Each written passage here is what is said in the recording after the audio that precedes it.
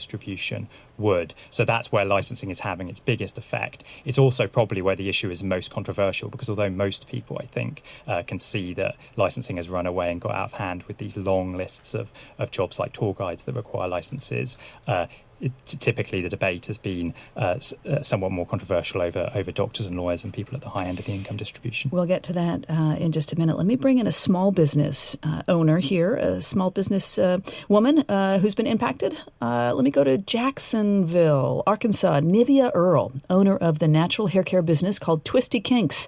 She sued Arkansas to be able to braid hair without a cosmetology license, prompting the state to change the law. Nivea, welcome to On Point. Nice to have you. Hi, Jane. So thank you. You've been braiding hair most of your life. Tell us what happened when you tried to turn your passion into a business.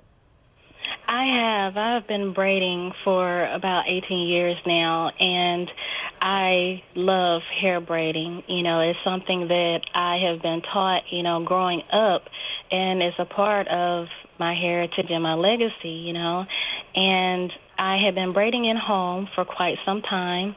And I got to a point to where I decided, I want to do this full time. Instead of just doing this in my home, I would like to venture out and start a business and, provide to the economy and everything. And I went out and got a storefront to have my braiding salon. But I wasn't aware at the time, when I was going through all the proper paperwork and getting the licenses and everything, that I had to have a cosmetology license in order for me to braid hair. And so when I got ready to contact the cosmetology board and ask them about, the licensing and if they taught hair braiding and things of that nature, they didn't include that in their curriculum. And it's like thousands of dollars for a cosmetology license on top of at least 1,500 hours that you would have to take to get a cosmetology license. And they don't teach you hair braiding at all. So what did you do, Nivea? What steps did you take? Well, I contacted the Institute for Justice. And when I contacted the Institute for Justice, they came and sat in at the cosmetology meeting to see, what exactly was going on with the process of hair braiding being included in the cosmetology curriculum and everything else.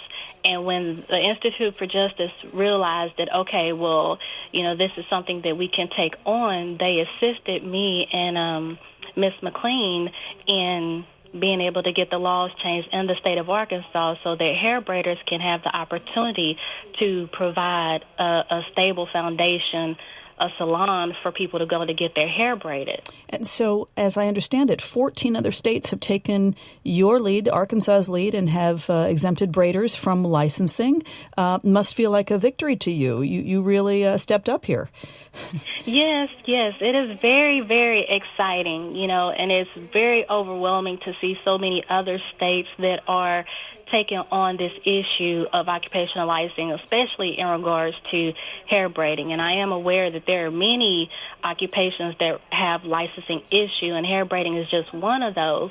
But it definitely needs to be addressed. And I think all states especially need to address hair braiding, especially because if I ever needed to move, I would like to be able to go to a state and start my establishment in another state without worrying about the infringement of the cosmetology board. But when we're just not talking about hair braiders here, we're talking about florists, we're talking about, interior decorators, we're talking about bartenders. I mean, the cost is prohibitive to get a license. It's also all sorts of classes that you have to take, as you mentioned. I mean, has this impacted other small business owners that you know of?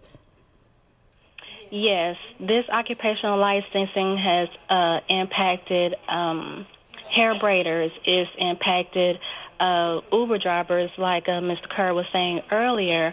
It impacts a lot of occupations here, not only in the state of Arkansas, but many others.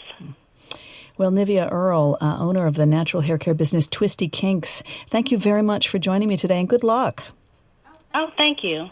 Henry Kerr, what do you hear in Nivea's story there?